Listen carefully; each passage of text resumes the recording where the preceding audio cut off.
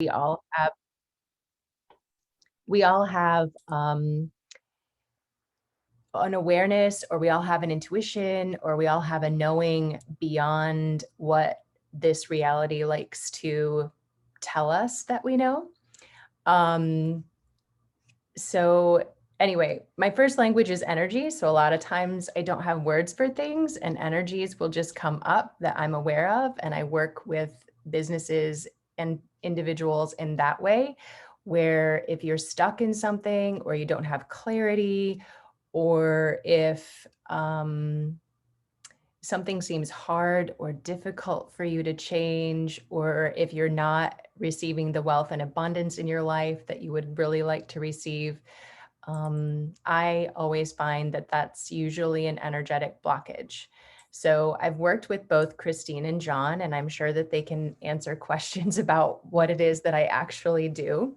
Again, sometimes it's really hard for me to have words about it because it's so different and so beyond kind of like how this reality normally functions, because I work and function in an energetic world and space, and not so much in a this reality world and space. So if you have questions, like Christine said, please put them in the chat. I'm going to share my screen and go through my little presentation here, and then I would love to answer questions or help anyone out afterwards. Christine, did you have something?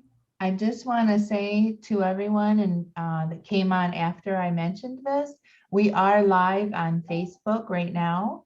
So we are live on my personal page, and we are live within the Women in Connection group. And this is also being recorded, so we can give you the link to it afterwards in about 48 hours. Cool. Thank you. Okay, so here we go.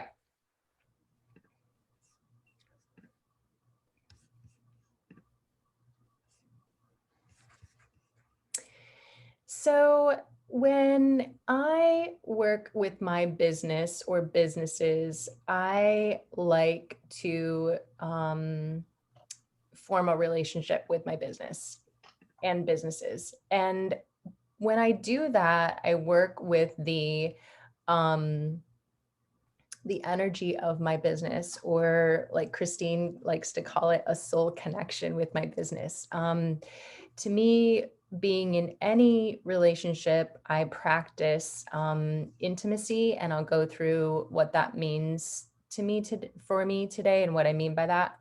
But to me, if we don't have some sort of energetic connection, or if we don't have some sort of relationship with our business, um, the business doesn't fully get developed or recognized, or it cannot succeed in a way that we'd truly like it to succeed.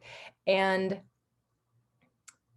how I'm speaking about this is a little bit different than how you might normally hear about creating a business, or what business means to how we've been trained in this reality about what business is. To me, a business is its own entity. So like we've created this living, breathing entity when we create a business. Our thoughts, our energy, what we put forth into creating the business is all energy. And so when we start to form those thoughts and those creations, it becomes something. It becomes something. It becomes a thing. It becomes a living, breathing. I want to say organism, but that's not quite the word that I'm looking for. So when we start to create this, I like to teach people about tapping into the energy of your business, and to form a true intimacy and a relationship with your business. And in order to do that, I teach my clients about how to ask your business questions. And I also have started talking to people and teaching people and myself about sitting in the space of like being your business. So looking at your business from your business's point of view. Um, when I do that, and when I work with people in that way, and when I work with my own business in that way, I actually like sit in a quiet space and get extremely present with my business and um, kind of put myself in my business's shoes, if you will, and look at myself as the business owner and what it is that my business would like to create or how my business would like to be or exist. So it's sort of like creating a story or even a business plan, but from the point of view of your business and not necessarily from the point of view of you as a person or an individual. Now, of course, all of that comes into play when you're working with your business that way. But at the same time, if you were to ask your business questions like, business, what would you like to be? Or business, how much money would you like to create or make or actualize in the next 5 years or 10 years? And then from there, how would you like to do that? What would you like for me to choose or do or create in order for you to do that? So it's sort of treating your business again as if it were its own living, breathing entity, organism that has its own thoughts and ideas, if you will, which is probably really different than anything that you've ever heard before, but it really works. And it's a lot of fun to play with business in that space. So when it comes to true intimacy, I work from 6 elements of true intimacy. Um, some of this has been brought about, or I've learned a lot of this from a company called Access Consciousness. And I'm a certified facilitator with Access Consciousness, and Access Consciousness teaches a lot of these tools. And so when I'm talking about true intimacy with business, I'm talking about honor. So, honor with your business. And let me back up a little bit. So, honestly, if you don't have these 6 elements of true intimacy with yourself, you cannot really have them with anything or anyone else either. And so when I work with a client one-on-one, a lot of times we start in this space of developing these 6 elements of true intimacy with the individual, with the entrepreneur, with the person. And then from there, we work with the true intimacy of that person and their business. So the 6 elements are honor, trust, allowance, gratitude, vulnerability, and acknowledgement. And I'm not necessarily going to go through all of those today and what all of those mean. That's definitely something that I'll be doing in the future in future events and classes that we'll be offering and having, and something that I do one-on-one with my clients. But if you can just sit for a moment, even just right now in this presentation, and close your eyes and take a deep breath and say the word honor to yourself and ask a question. What would it be like to have true honor with myself?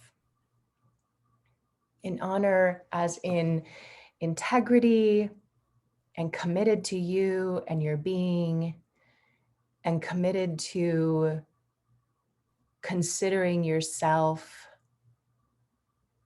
in a space that you've never had before and in a way that you've never done before. And then go to trust. And what does trust feel like to you in your body? What does trust mean to you as a being? Can your business trust you? Do you trust you? Do you trust your business? And then we'll go to allowance. And do you have allowance for yourself? Or are you always trying to get it perfect? And are you always trying to get it right? Or are you always trying to not be wrong? And what if you could never get it right? What if you could never get it wrong? So do you have allowance for making mistakes? Do you have allowance to try something new? What allowance could you have for and with your business? And then gratitude. So when we're in gratitude, we cannot be in judgment. And so a lot of times I work with clients on different levels of being present and then going immediately to gratitude so that we get out of judgment of ourselves, out of our business. When we're in gratitude, we can receive. Vulnerability is the next one, and that one can be a little difficult for people. It can be a little challenging. It can be a little hard for people to be willing to be vulnerable.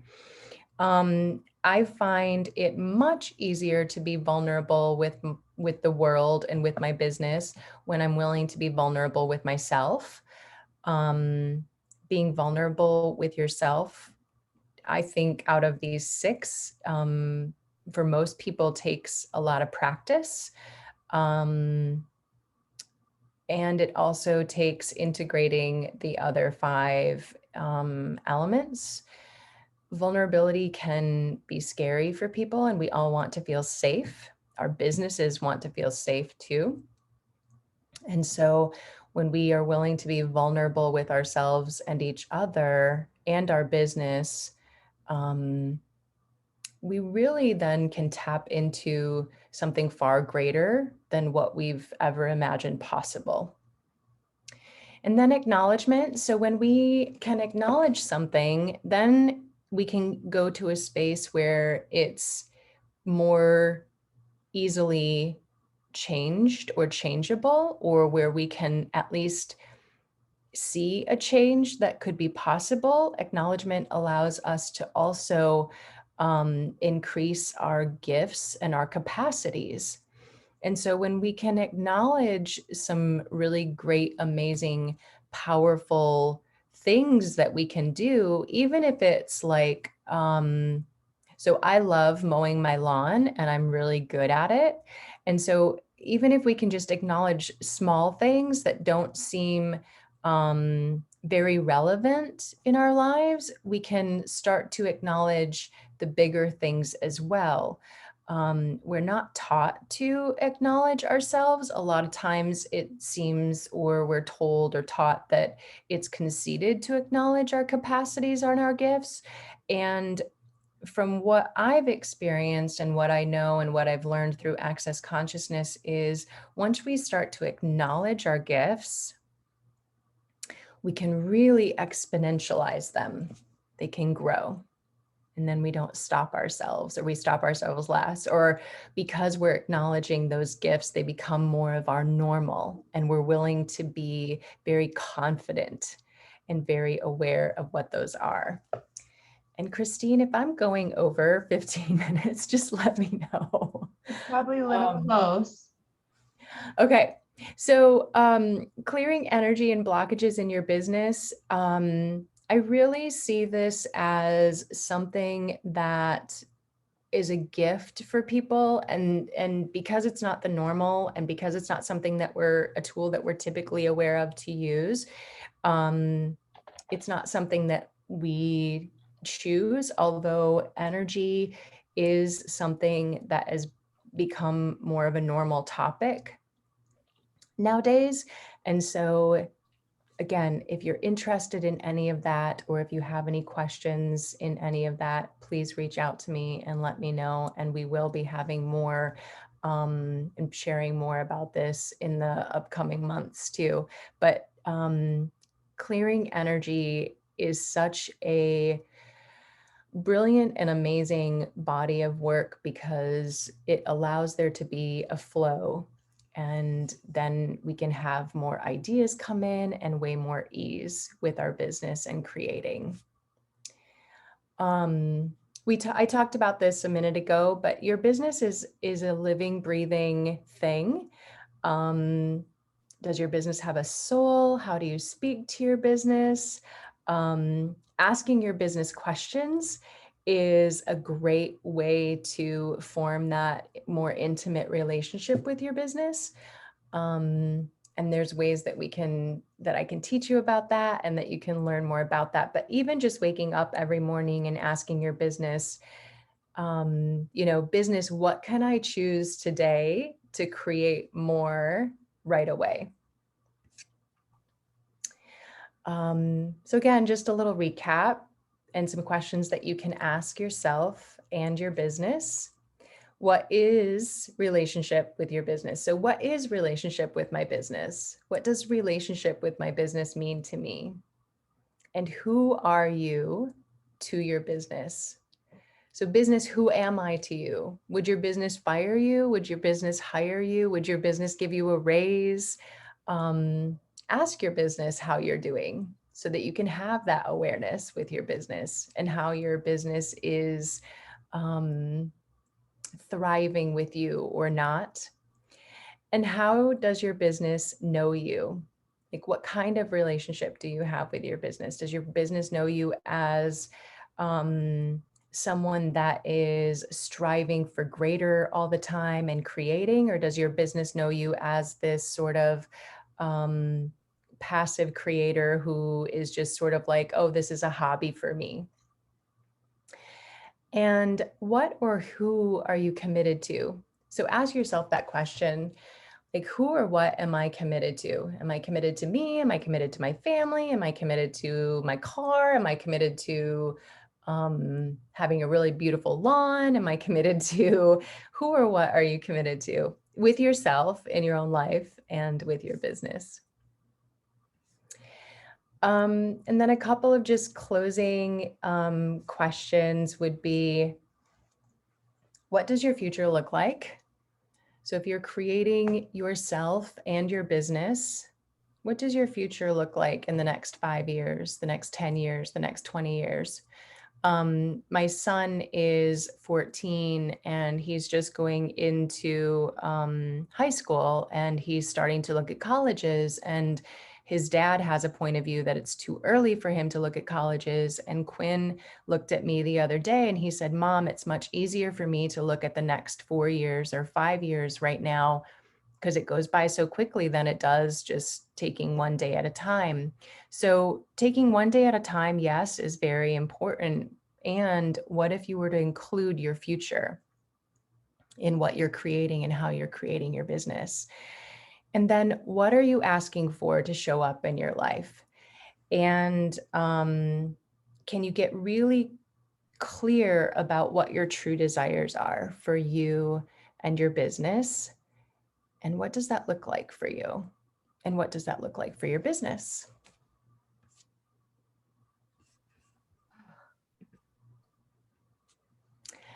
And I'm gonna do this abrupt end right I here. don't even know what to say. I feel so calm now.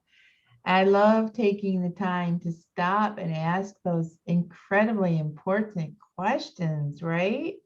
We get so caught up in the day to day and running 100 miles an hour, right? Hundreds of things to do a day, right? And these are the questions that really make the difference. So I think we could just close right now, and that could be it, right? I do have Yeah, are there any questions? yes, please do There that. is one question that came in from the chat. It's from Lisa. Lisa, either you can read it or I can read it.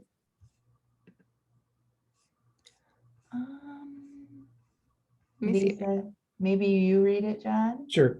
All right, so she says, when you had those, one of the items you had on the list there was acknowledgement. And she says, with acknowledgement, can that mean not allowing things or the energy that doesn't, I think we're missing a word, but anyway, is acknowledgement meaning not allowing things, or what's the energy around that? So acknowledgement means acknowledging everything and anything. So yes, if you're acknowledging, or if you were not allowing the energy of things to go, oh, I'm not allowing the energy of something. And so then as long as you're acknowledging it and you're being vulnerable with it and honoring yourself with it and having allowance, like not being in judgment of whatever it is that you may be doing or may not be doing, as long as you acknowledge it, then you actually have the space or the awareness then to change it. Without acknowledging it, then we're keeping things hidden, covert, unseen, secret. And as long as we're keeping any of those things secret and hidden from us, or we have the point of view that they don't exist, or we're judging it and we're not acknowledging it, then we can't change it. So as long as we acknowledge something, whatever it is, you can have the choice to change it. So, but if you're acknowledging something that's great, then you can have the choice to make it even greater. Does that make sense? Does that answer your question, Lisa? I have people that have bigger ideas for me than I do, and I get stuck moving forward doing those great things that others think. So it's not always a kindness when people start feeding you what their bigger ideas are for you. So you can just say to them, oh, that's an interesting point of view, and thank you for that information, and trust that you know what it is that you want to do. And that's why I go to, like, what are your true desires? What do you truly desire to create in your life? Because when you get really intimate with yourself and clear about what your true desires are and what you would like to create, then what everyone else brings in just becomes an interesting point of view. And you can acknowledge what they're saying to you and what they're sharing with you. And you then have choice. You get to choose. Do I want to choose that? If I choose that, what will that create in the next 5 years? What will that create in the next 10 years? So you still have choice. And I get that when people bring on so much information, it can also be very overwhelming. So if you're not in a space of that true intimacy with yourself and your business, you're going to probably waver or have a lot of wobble because you're not going to be secure and safe in your own knowing of what you're trying to create or asking to create. So everybody else's stuff is going to come in at you and you're going to go, oh, well, I could choose this or I could choose that. And you're going to be constantly going back and forth on what it is that you're actually creating. But by getting really a good, strong, confident, clear, intimate relationship with your business, again, then if somebody brings something to you, you can just say, oh, okay, thank you. And then move on from there. And know that if you implement that idea, it will create what you're asking to create, or it won't. I wish I had met you back in 2009 when I started my business, Rebecca. Me too. Let's just get clear on it all, and I can help you. Right, right. She has mentioned a couple times about future conversations that we're going to be having, and we will be having these conversations again more. The worksheets that we're not trying to bamboozle you. We're giving you everything we can today, all of our templates, all of our knowledge, so that you can go and take this information with you and dive deeper on your own.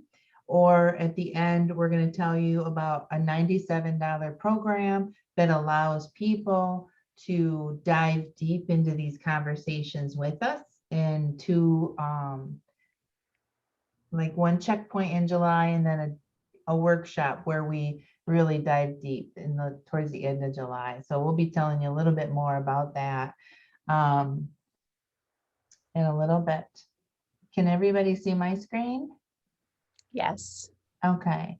I am coming now in, and I usually have all kinds of like energy, and I'm just feeling so calm. I'm just going to walk through these, and then at the end you can ask me questions, and just like Rebecca, I'm going to send you a couple of this PowerPoint and then a template that will help you create your content for 12 months.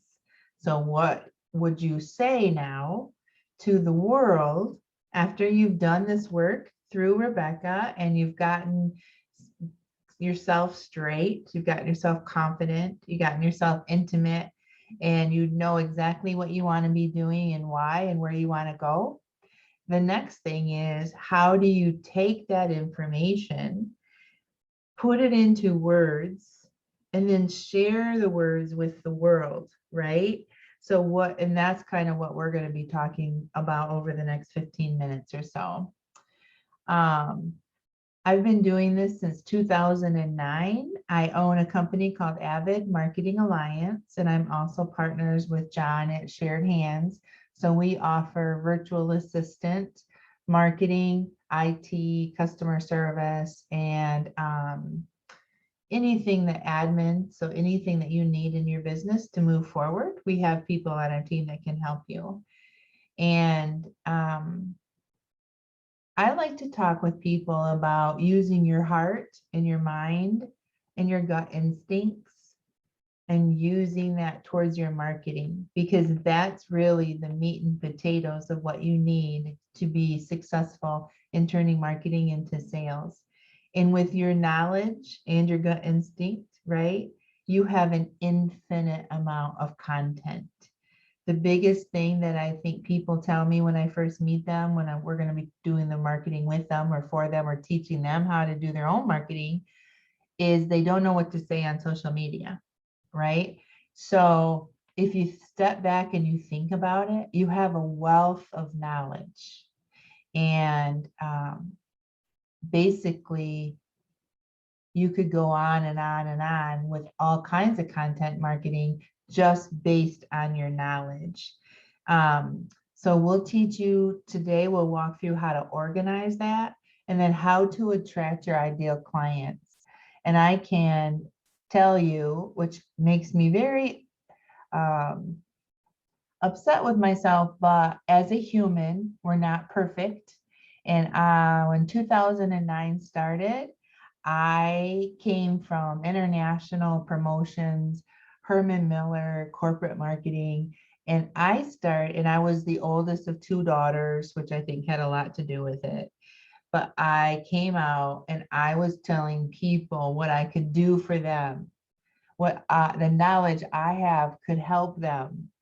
I have this, I can give you this. That was completely wrong because I wasn't speaking in the language that my ideal clients wanted to hear. So I finally learned, because when you're at Herman Miller and Amway, you don't necessarily speak the language we are about to talk about. You do stand as the knowledge leader and you do attract your ideal clients by being this giant, right? But in our world, we have to share words in ways that other people will resonate with it and draw attention to yourself. So today we're going to talk about who and what is your ideal client, what do they want, how to organize your thoughts, remove your stress, and set up a plan and work that plan to develop processes that move marketing into sales. I know it feels a little bit like, I don't know how old Jessica is because I can't see her, but feels like we're all about the same age. And so we'll say like back in 2009, the stat said that we had to attract our ideal client 7 times. So we had to gain the attention of our ideal client 7 times, have them be impressed with us, and then they will give us money. Statistics prove now that it's 38 times. So you have to grab the attention of your ideal client 38 times and impress them before they want to give you money. And part of what our team does is we create those 38 times, right, with you and create the plan.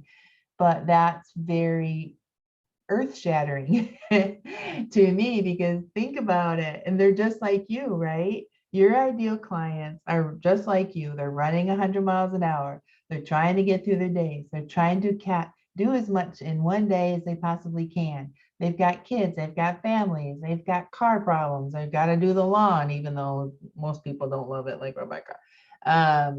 They've got grocery shopping, they've got bills to pay, they've got all these things. So for you to come into and bombard them with a marketing message, it really needs to be impactful to grab their attention. Does anybody agree with that? That it's really hard to get people's attention.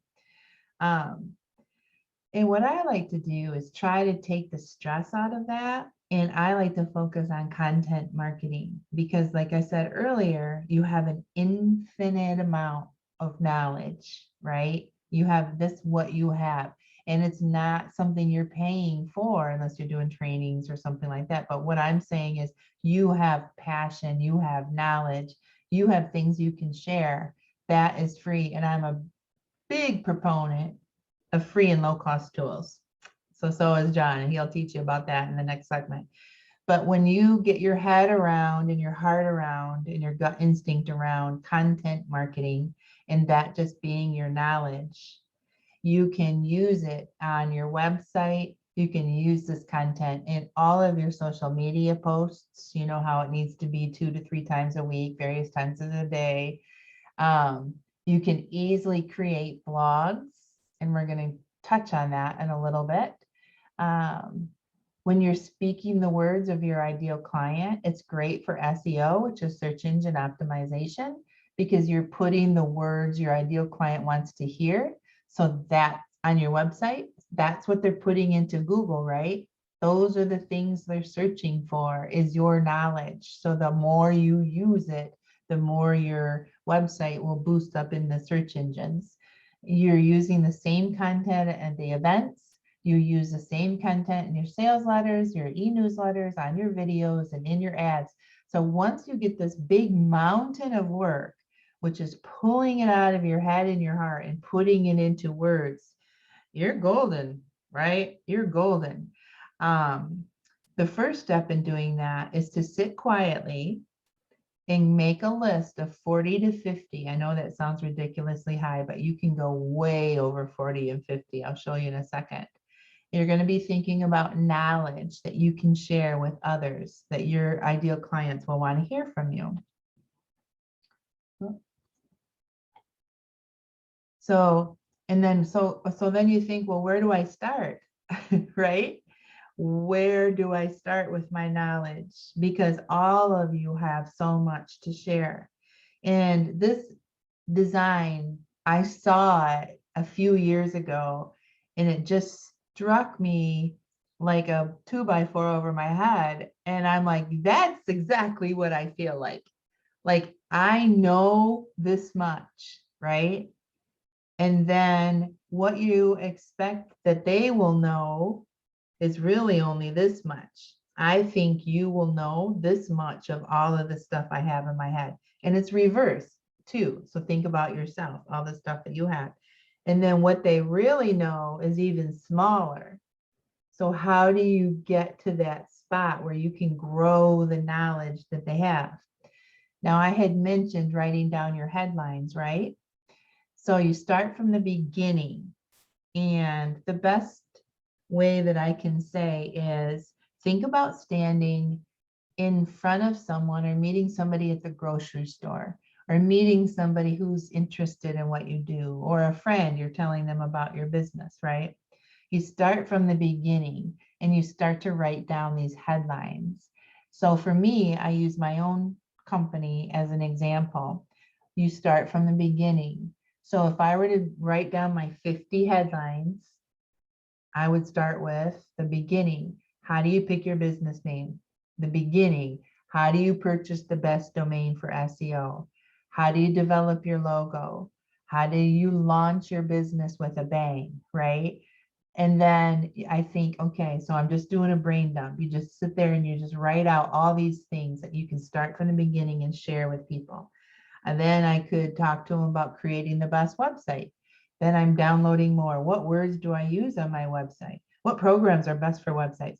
What what is search engine optimization? What do you do for lead magnets? These are just pieces of what the knowledge that I have in my head. How do you use social media for sales? What is the best CRM? So this is me downloading thoughts. That's it. You can type in a document or you can write in a journal.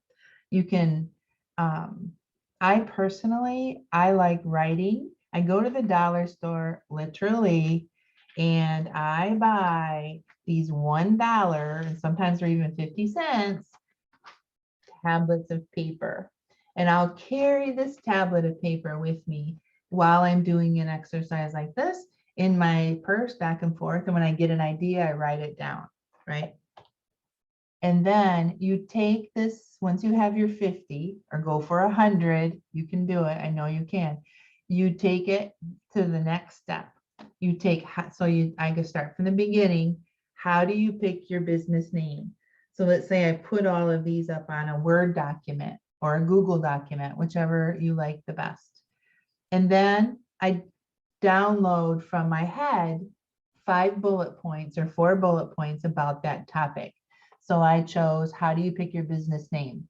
So then I take time and I put 4 bullets underneath that. You can do these at the same time if you want, of course.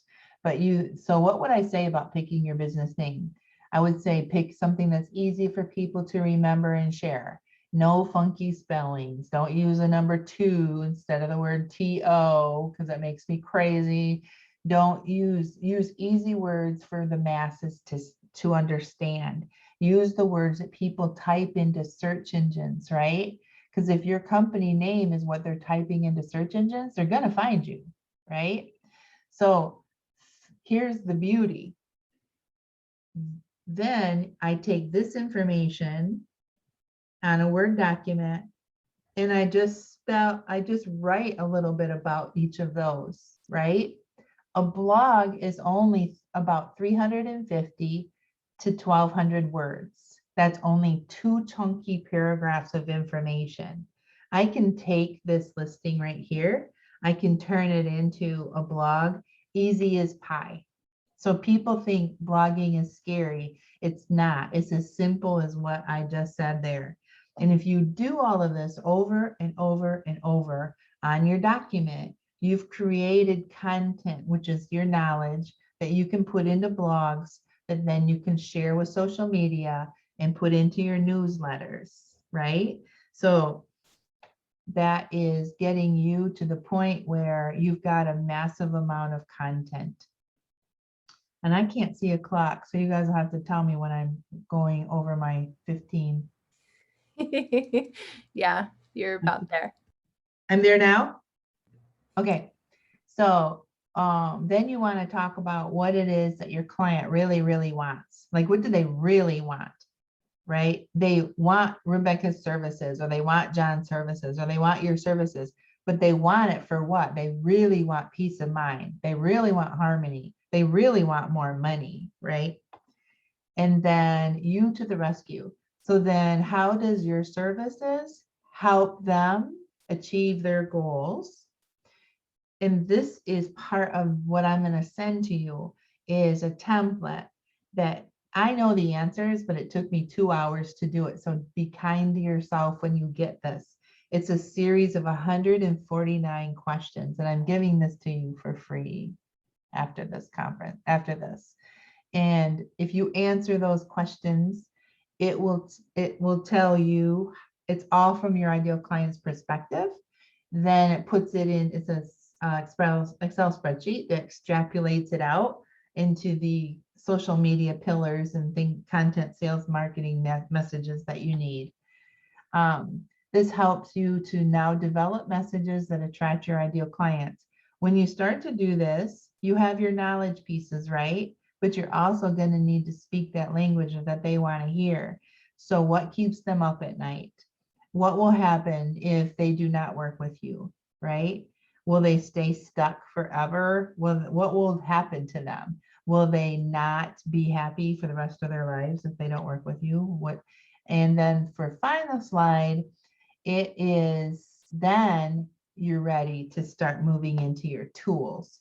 So I like free and low cost tools. John believes in free and low cost tools, and Rebecca believes in free and low cost tools. Then you take the messages and the content that you created, and then you can start to put them out in social media, newsletters, and on your website. Does anybody have any questions? Let me open this up so I can see the chat box. Let me stop sharing. Do you guys see any questions? Awesome, Christine. Thank Yep, you. hold on. Did that make sense at all, everybody? I didn't see any questions in there necessarily. Okay. So that's what I'll be sending to everybody who gave us their email, is that template that helps you write messages that attract your ideal client. And then now let me stop my share, and then John will do his presentation on tools and technology, and then we'll be able to open it up again for questions. And then John has a closing question or two to share with everybody. Yep. So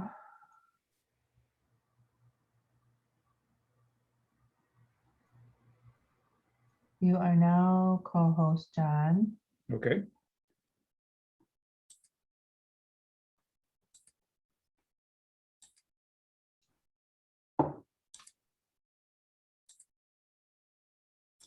All right, and I'm assuming everyone can see the screen? Yes? All right, Yes. cool. All right, so I'm John Fabregi from Shared Hands. I've run a technology firm for about 20 years, so deep in the technology world. And then a little bit about me. In about 2015, I kind of started or was unwillingly pushed into a spiritual journey. Great story there. Love to tell it sometime, but that's kind of started the heart-centered part of my life. And through the last, 5 to 10 years, it's been an amalgamation or a connection between what my business is and knowing that whatever I do, it's got to be heart-centered. So, on the business side, I do tech, and on the esoteric side, I read tarot. So there's a lot of interesting connections there between, who am I and what do I do? But this part of today's presentation is going to be about technology, but knowing that this is coming from a heart-centered position. What I find when business owners get started, or even after they've been doing it for a while, what do business owners, how do they make their tech decisions? And it's usually a big pile of random tech, meaning a little this, a little that. You get this tool and then this other tool over here, and well, I need one of those. And it's just a bunch of random tools that don't really integrate together or connect well together. And if I were to leave you with one thought, it is that you want to be strategic and you want to think through the tools well. There are many free and low cost tools, and there are tools that work well together, and then there's tools that don't work well together, and we'll get to that in a minute. But why do you want to have tech that works together well? If things are working together, if all the pieces of your business are working together, that's efficient, as opposed to a little of this over here and a little of that over there. And efficiency means less stress. It also means more profits, by the way. But what the typical stressed out, overcommitted entrepreneur is, that's the standard. Everyone, my favorite joke is, why work 40 hours for someone else when you can work 80 for yourself? Right. Right. It is just like the archetypal small business owner. So the two things that you're going to gain by being efficient is less stress, which is probably even more important than more money. But by being efficient, you actually do bring in more revenue and make more profit. And of course, less stress means more fun, right? So the one key thing here is just being strategic about your decisions. So what does that mean? I'm going to take 3 examples here of things you can do to make your life easier and be more, your tools more in line and more streamlined and integrated. So the first question, what I have when I do this, when I work with other businesses, I have a technology assessment form. If I have time at the end, I'll show you that. That is the PDF that you're going to get from me at the end. The technology assessment form basically is a list of 20, 30, 40 questions about what are you using for each one of these categories in tech. So I'll take one of those. Where do you store your files online? Years ago, Dropbox was probably the biggest online storage thing that came out, and everyone I knew had a Dropbox account. And some people went with Dropbox and they stay there. Now, of course, you have Google Drive, Dropbox, OneDrive from Microsoft, iCloud from Mac. Cloud storage is there for everyone. So my question would be, where do you store your files online? Which tool do you use? And the answer to that is, well, where is your email hosted? If your email is hosted through Google, then Google Drive is clearly the right solution for where to put your files. If your email is hosted on Office 365 through Microsoft, then the best place you can put your cloud storage files is OneDrive through Microsoft. Now, if your email is hosted somewhere else, let's say you have it hosted with your website, then you've got a little more options. What I want to stress, though, is that if you're in the Google camp, be all in on the Google camp. If you're in the Microsoft camp, be all in on the Microsoft camp. The businesses that struggle the most are the ones that have a little bit of Google and a little bit of Microsoft, and they're trying to get those two things to work together. They don't work together, they fight. So one of the strategic decisions you're going to make is, which camp are you in? You might be in neither. You might be like, I'm all in on Mac, whatever Apple has, that's for me. So there's the Mac camp. But long and short of it is being strategic about the tools that you get, the file storage, the email, the calendars, the chat tool.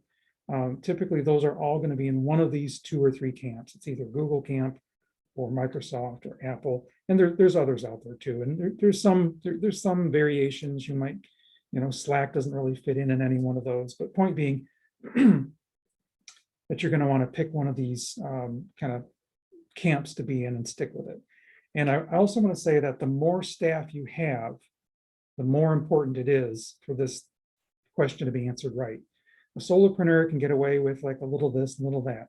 As you start adding staff, and you have to give someone access to some of your files, but not all of your files, this question becomes super, super, super important. Okay, let's go on. The next question I want to ask is, what connects to what? So let me paint 2 scenarios for you.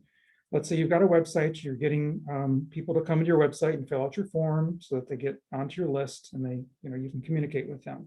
So over here on the website, you've got MailChimp, right? And the email comes in, the prospect's email comes in, and now it's in MailChimp. Well, now you want to book an appointment, or they want to book an appointment with you. Okay, it's time to copy them over to Zoom and maybe send them out a Zoom invitation.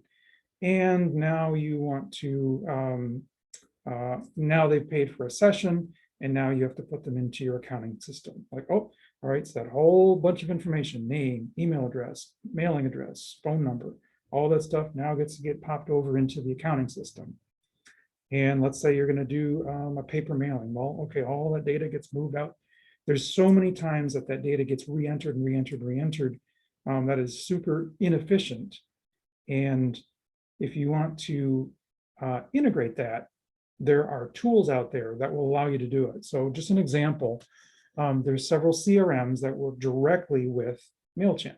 So let's say someone puts in their email address on your website, it goes into MailChimp, MailChimp then sends a message to, say, HubSpot, your CRM, where that same information gets copied up to CRM. Now they entered it once, but it's now in 2 places. And there's also accounting packages that will integrate with, say, HubSpot. So now that information is in HubSpot, there it goes. Now it's in your online QuickBooks program. And by having that data entered only once, or you may have to enter a little bit, but you only enter it once, and it pops in and populates all these tools, you reduce the errors and you save time. So there's also several tools here I want to show you, or just tell you about. These tools are out there that help. They're kind of like glue. So let's say your customer relationship manager program, your CRM, doesn't talk to MailChimp. Well, okay, there is a tool called Zapier that on the one end will talk to MailChimp, and on the other end, it talks to your CRM. So Zapier is a little tool that we'll set up that will take the data from one place and put it over there on the other. And let's say you want to now include the accounting package. Well, once that client is now in your CRM and in MailChimp, you can make another Zapier rule that pops it over into QuickBooks Online. Now, not every tool is available for this, but Zapier, and the one in the middle here, IFTT, stands for if this, then that. That's another one of these glue tools. Of course, Microsoft has theirs. Microsoft's is called Flow. And these are also free and low-cost tools. I believe Zapier has a free version, and I'm pretty sure if this, then that also has a free version. But the idea is as you get in a new prospect, that information gets entered once, and it gets copied to all these different sources. So going back to what I said about efficiency, if your tools are aligned, if these things are connected, and you have you take you out of the data entry job, and you let the tools do the job.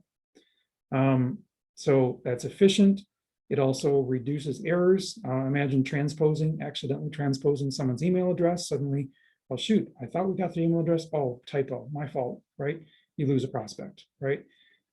If you can eliminate mistakes, you are more efficient, and you're going to make more money.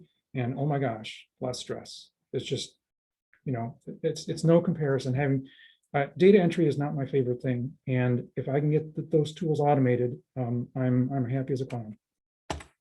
Okay, so let me take scenario number 3, and that is passwords. What I found is that there are 3 places people keep passwords. Number 1, they keep them in their head. And by doing that, they use the same password everywhere. Number 2, they write them down on little scraps of paper. And you have a pile of Post-it notes. Quick funny story. There was a news event. I believe there was some earthquake or something like that. And they were talking to an expert on the earthquake. And the TV camera had zoomed in on him, and right behind him was his computer with a Post-it note on it, and it had the word password, and it had his password on the Post-it note, and there was his password on TV. All right, so note to self: don't do that. But back to the passwords. People either keep them in their head, or they keep them on little scraps of paper, Post-it notes all over the place, and that means that, number 1, if you're not at your desk, you're somewhere else, your password isn't with you. Sorry, I can't get in. I don't know what my password is. It also means that you've got passwords literally physically on your desk that someone else could walk by and either take or view. The 3rd place people put passwords is in Excel, or maybe Word, or maybe some other document. That's like that's like one notch above the Post-it notes. At least they're in a document, and if you're really ahead of the game, you might password protect the Excel document. So the problem with this is that if someone gets that document, they have all of your passwords, right? Now, if you've password protected it, you're doing pretty good. But my point is, they're either in your head and you're using the same password everywhere. They're in Post-it notes where they can get stolen or lost or forgotten, or they're in a document like Word or Excel where they might get borrowed, or someone might get a hold of that document. And what I want to recommend, this is going to be both efficient and secure. there's password manager programs, and there are dozens of them out there. I have used all of these in one form or another. I currently use RoboForm and KeePass, kind of two different systems for two different things. But long and short of it is, as far as free tools, KeePass is free, and all the other ones are low cost. I think $10 a month or something like that. Point being that when you put the password in a password tool, then first of all, the password tool is encrypted. So even if someone got your password database, they couldn't do a single thing with it because there's no way to open up that file and see passwords. It's just not possible. So the password tool locks and encrypts and locks down those passwords. Secondly, if you have the tool synchronized from your computer to your phone to your tablet, and you put the password in one time, and then you can open up that password program on your phone. So let's say you're somewhere else, you're not in front of your computer, you need to quick check something on your phone, and you don't have the password. Well, now you do. It's on the password program is on your phone. You can pull up the password program, get your password, and you're both secure and convenient. So the convenience is having it synchronized. But the other convenience is once you have these passwords in the tool, you don't even have to go to the website anymore. You don't have to go to office365.com. You can go into your password program, click on it. It'll open up the web browser. It'll open up the login page. It'll then paste in your user ID and password.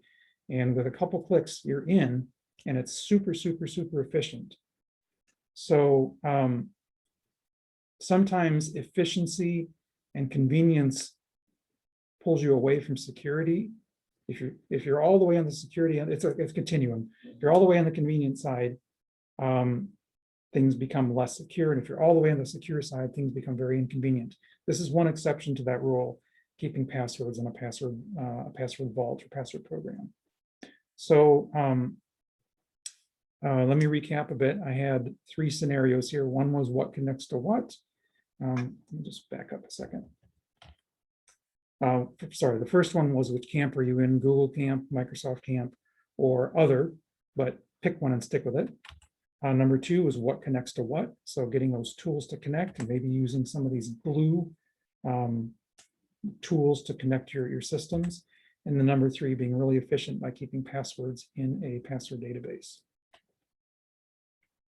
So just as a conclusion, the more you have tools that work together, the more efficient you are, and the more efficient you are, the less stressed you are. So I like that technology can be your friend. Again, the presentation, technology can be your friend. Quite often we feel like we're butting heads against technology. And by being a little strategic about thinking things through, what connects to what, which camp are you in, and then doing stuff that makes you more efficient with your time, that all kind of works together to make your business easier and less stressful. So I'm going to leave it there, and I'll stop the share. And we can now open it up for questions specifically about this. And if not, then I've got one wrap-up question that I'll ask. And we're going to do kind of a little roundtable with the three of us on that last question. So if anybody has any questions, just raise your hand, and then we will call on you and answer your questions for John. John will answer his questions for himself.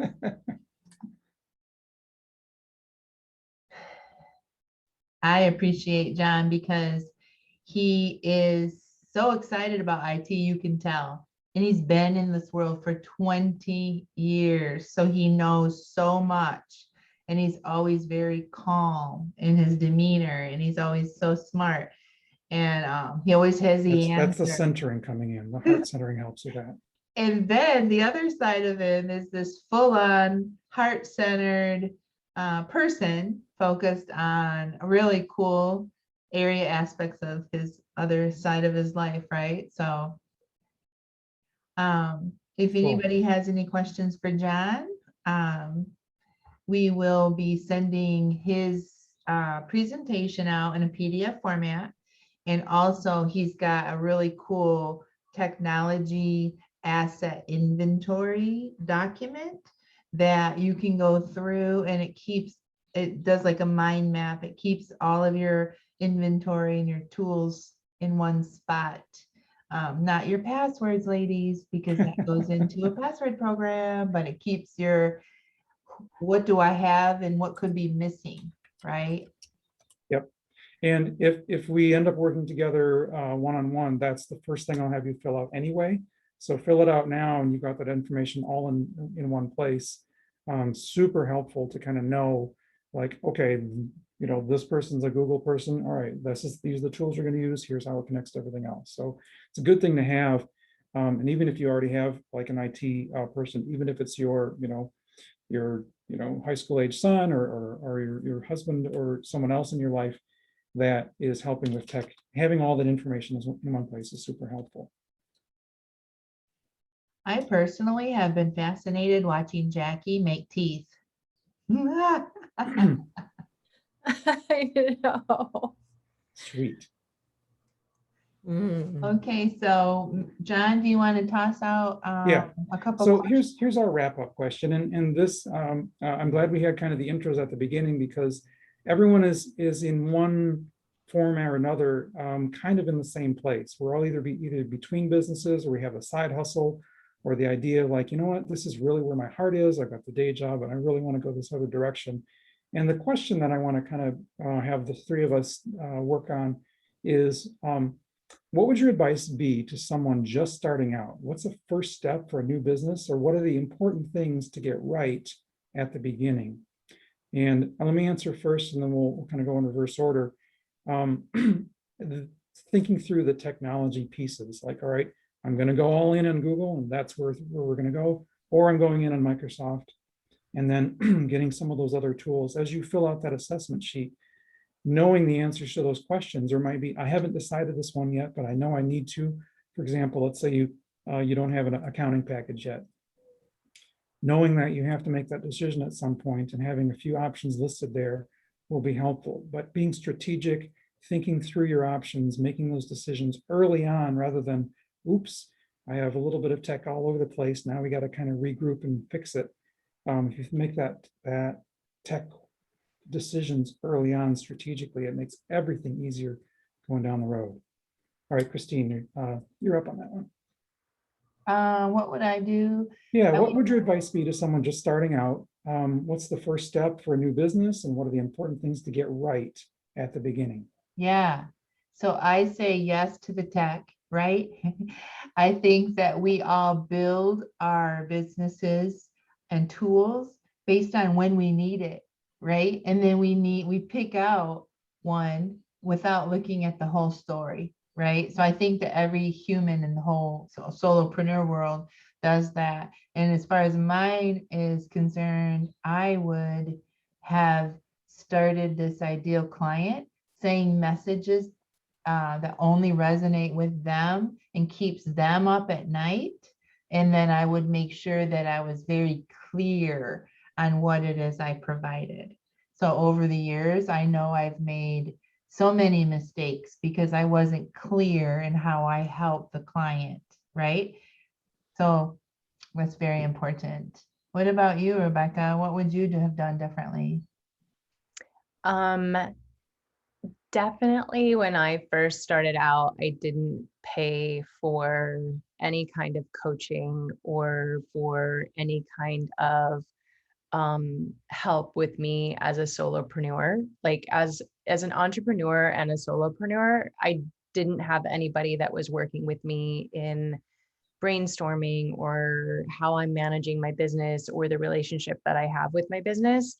So I would have definitely hired someone like myself, which I do now. I work with coaches and I pay for people to help me and teach me and work through my business and work through ideas, going through brain dumping and marketing and technology and all of that. So as an entrepreneur, I definitely encourage people to be willing to pay for those outside resources and put that in your budget. Like definitely set aside money and time to help work on yourself personally, work on the relationship with your business,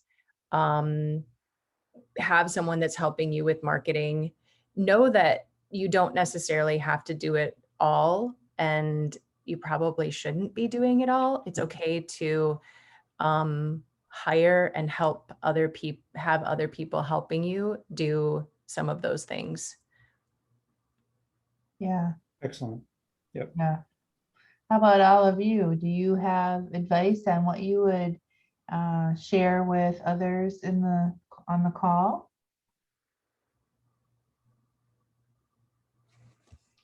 Okay, well, we are wrapping up. This was going to go till 1, and we're wrapping up 10 minutes early unless you have questions. Jackie, I know you have a question. Well, I don't have a question, but I for sure Yeah. think that, we are like the 5 people that we surround ourselves with. And so for me personally, once I started investing in coaching for myself and on my business, that's when I started making some headway. Yeah. Absolutely. And the advice about the technology part, I see now, because I've scrambled many times. I wish I would have had that in a little more order before I totally launched, kind of got my heart out there and was running behind the ball, then trying to catch up. So this has been very good. Thank you.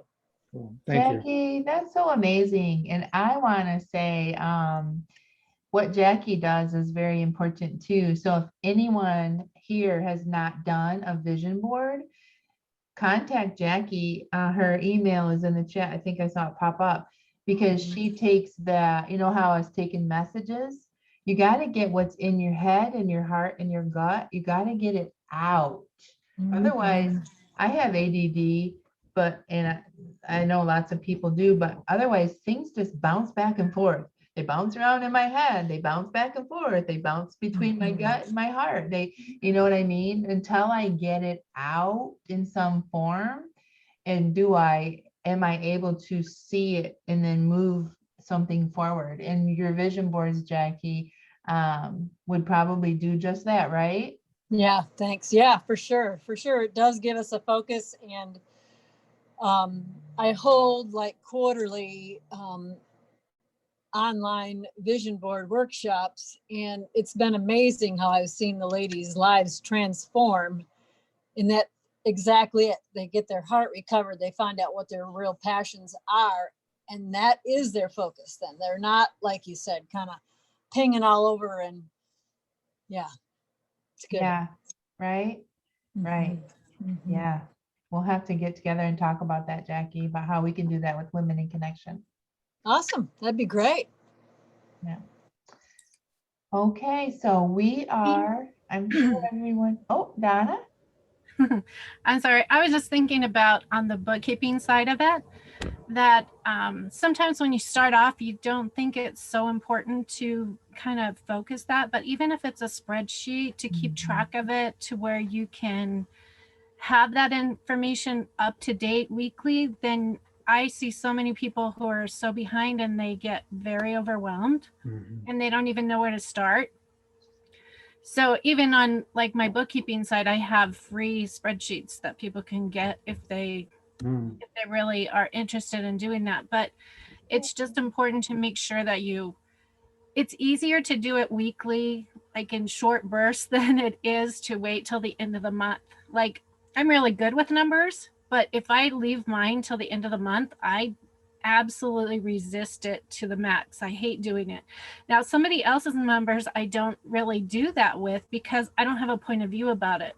So if you could separate yourself from your numbers and not create that resistance and that all those points of views about not being good at it, then it would be great. I was speaking to another bookkeeper recently, and she said, I think I need to have somebody take care of my books because I stress out so much. And I said, that's because you have judgment about your numbers. We don't have judgment about our other clients' numbers. So it creates more ease for us to have somebody else do our bookkeeping, because then we don't have to look at it and judge it, which is what we do is create more ease, because then where there's ease, it doesn't, it flows more. So if you have judgments against your, like Rebecca was talking about energy, if you have judgments regarding your money flows, that's going to constrict your energy of your money flows.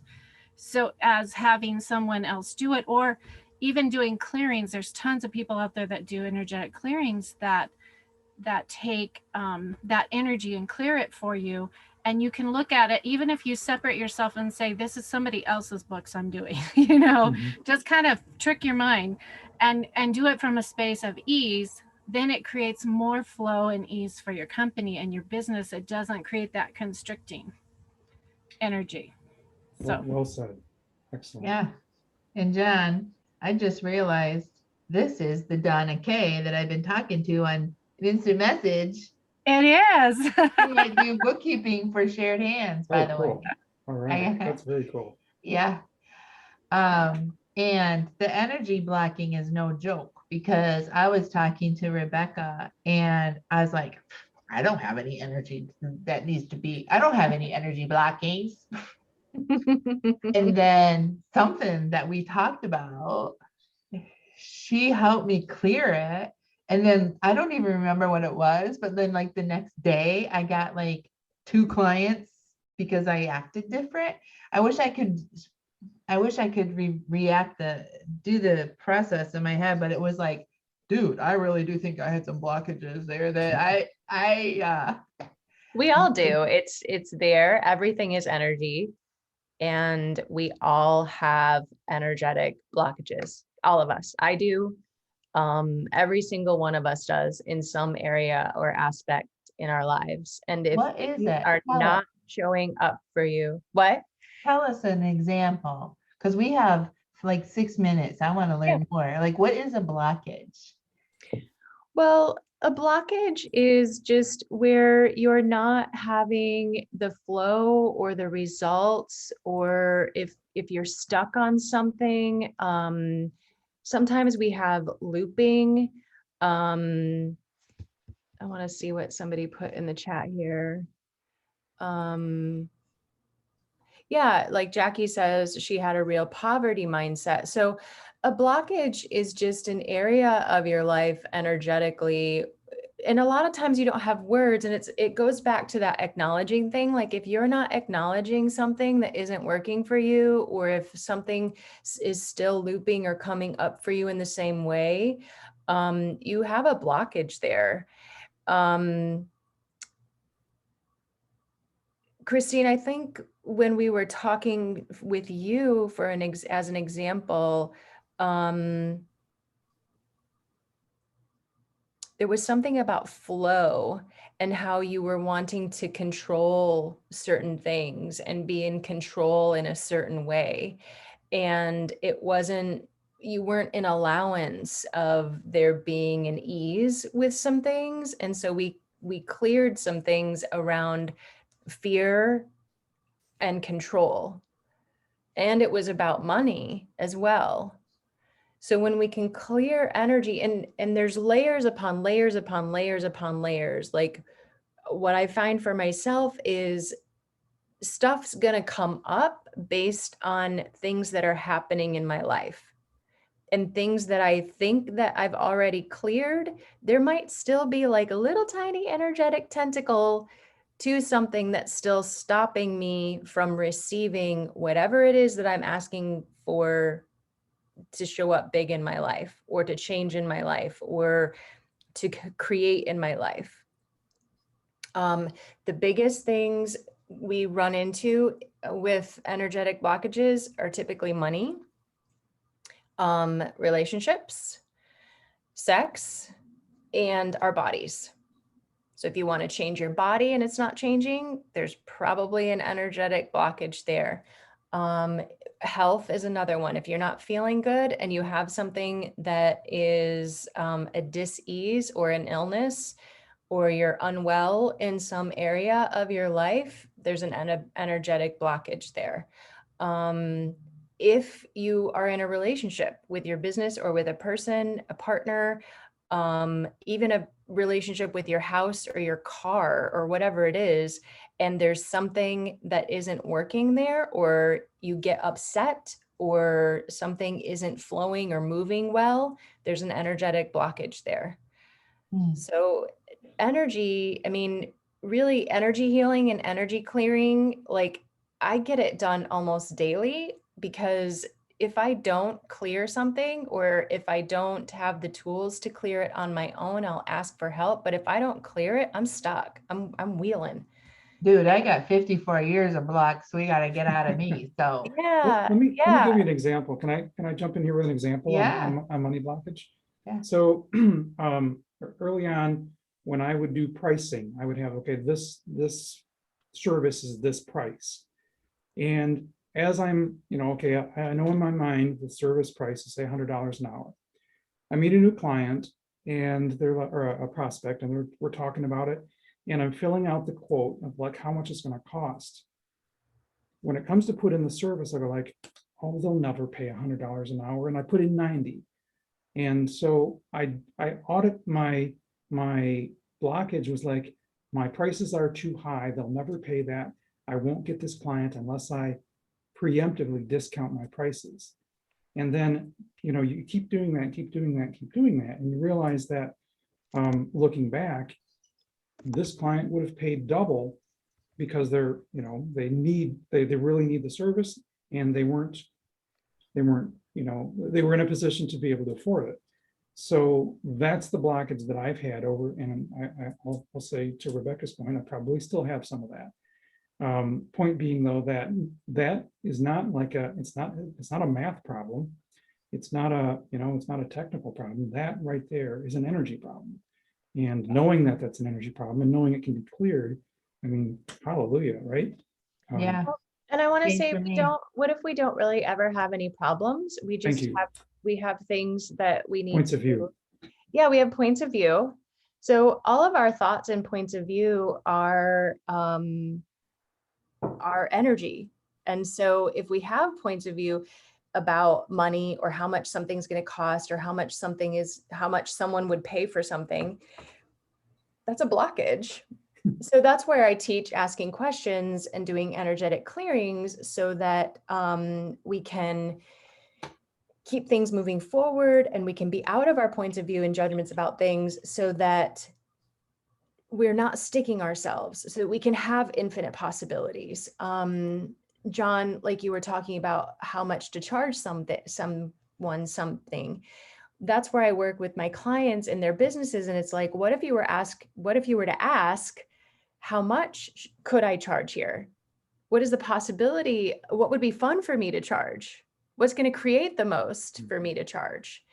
But there's also looking at, like, where are you located in the world? Like, how much is someone in the West Michigan area going to pay for something versus if you live in Colorado or California? For what I do, the work that I do, if I lived in Colorado or California, I could charge $350 an hour. Here in West Michigan, that's probably not appropriate. When I go out online, then I have to ask more questions, because then I have a worldwide view of where I'm reaching people and making my offerings available. So there's lots of ways to play with it, and it's just not getting yourself stuck in those judgments and points of view about how it has to be, what it's supposed to be. It's being out of control and out of limitations, which again goes back to vulnerability, because that can feel like a really scary place, because we haven't really played there anymore. But that's why having a coach or someone with you to hold your hand, to ask you questions, to be there for you, to have your back, even just energetically, which is what I do with all of my clients, is I've got your back energetically. And when you start working with someone in that space, you really do start to feel it, and you really do start to recognize it, even if it's not there tangibly or visibly right in front of you all the time. Nice. Fascinating. We need another hour. Well, that's Really, why we have this next event coming That's up, right. right? That's In right. We gotta mention that. July. Yeah, we do. We will send this information to you. We're going to send everything to you that we've talked about. Like I've mentioned, all of our tools, well, the documents that will help you move forward, and our presentations. And then in July, we're going to offer for $97. We'll meet again like a group.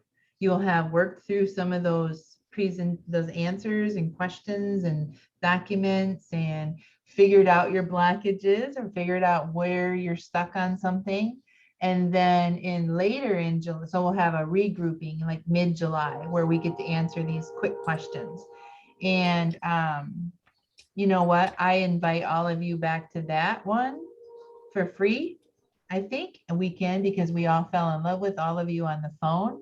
But then if you want to take the deeper dive with us, and that's like a one probably hour workshop where we dive deeper and we help you fill out those forms and fill out those words and create those paths and move forward with your business. So we will send you details on that. And we hope to see you mid-July for that next conversation that we're going to have.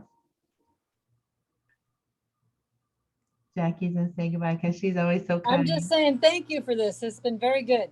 Thank Glad you. I Thanks, got it. Thank you. Jackie. Thank Yes. you. Yeah, very I good. miss you, Jackie. We're going to have a Women in Connection group live pretty soon. All right.